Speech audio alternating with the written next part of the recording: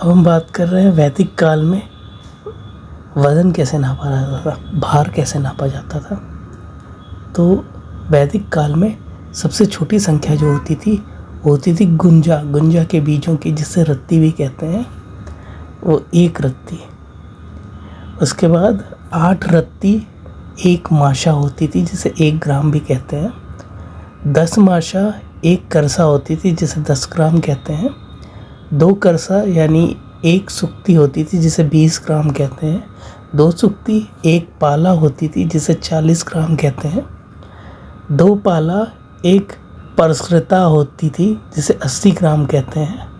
2 परसृता 1 कुदवा होती थी, जिसे अंजलि भी कहते हैं, जो 160 ग्राम होती है। 2 कुदवा 1 सरव होती थी, जिसे 320 ग्राम कहते हैं।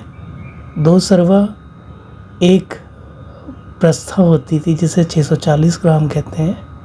4 प्रस्था 1 अधका होती थी, जिसे पत्र भी कहा जाता था, जो 2.5 किलो के आसपास होती थी।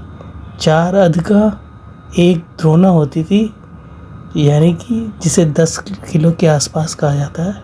4 द्रोणा 1 द्रोणी होती थी, जिसे 40 किलो कहा जाता था, 40 से 41 किलो। 100 पाला 1 तुला होती थी, जो 4 किलो के आसपास होती थी। तो ये थी पुराने ज़माने में भार नापने की विधि, वैदिक भारत में भार मापने की विधि।